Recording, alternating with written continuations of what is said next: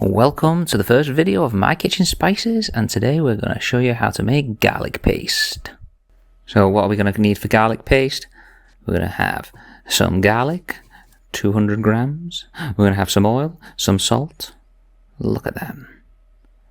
Right, now we're going to peel the garlic. Just a little tip from me here. You're going to cut through the end of it, but not all the way through. Leave the skin on the other side.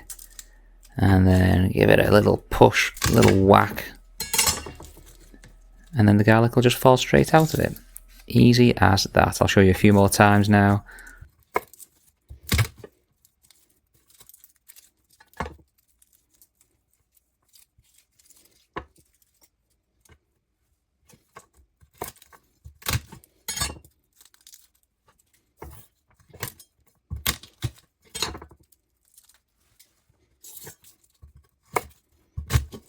There's plenty of different ways of peeling garlic, and you'll find about 1 million on the internet, but this is the one that I like, so this is the one that I use. But peel however you like. Okay, so we've got the garlic peeled. What are we going to do next?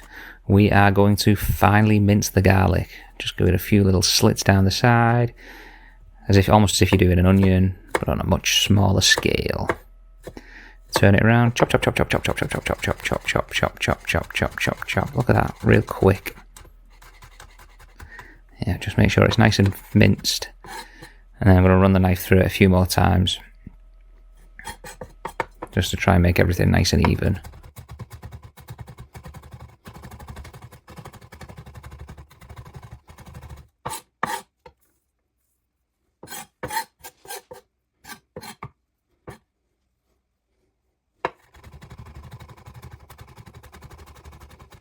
Chop, chop, chop, chop, chop, chop, chop, chop, chop, chop, chop, chop, chop, chop, mince, mince, mince, mince, mince. Right, once we're ready, add a pinch of salt. As I said, not the whole container, that would be insane. Pinch of salt. I like to run the knife through it again just to sort of mix it all up together.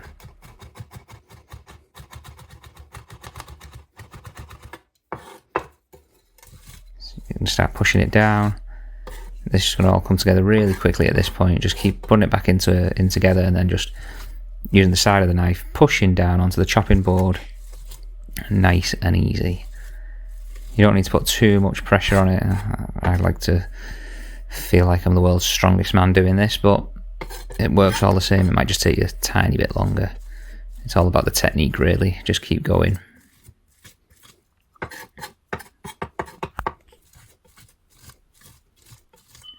You can see that the texture is really starting to change now.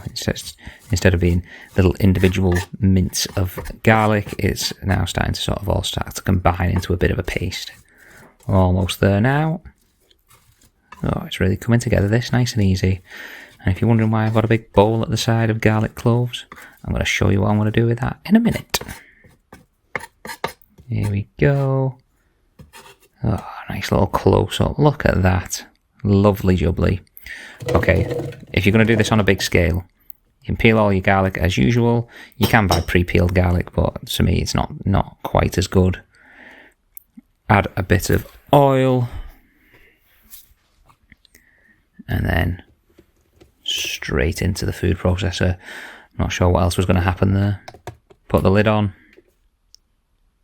and just, mine's got a little puree setting, so I'm going to run it a few times on the puree setting until it reaches the right consistency. You can see here I felt there was a little bit of need for some extra oil, so I'm just going to add a little bit more oil, continue running that again. And are we ready? Are we ready? Oh, look at that. Nice and simple garlic paste. So here's my tip for storage. If you're going to keep it for a little while, you can keep it in the freezer, just push it into an ice cube tray. You've got yourself about a teaspoon of garlic paste every time you need it. Easy as that. I don't often use this, to be honest, myself, because I use garlic paste quite quickly. So other than that, you can also put it in a jar. This is a garlic and ginger paste. Same process, apart from obviously includes ginger. Similar texture. Put it in a jar, put it in the fridge. If you found this recipe helpful, hit that like button and subscribe for more easy cooking tips and spice-packed recipes.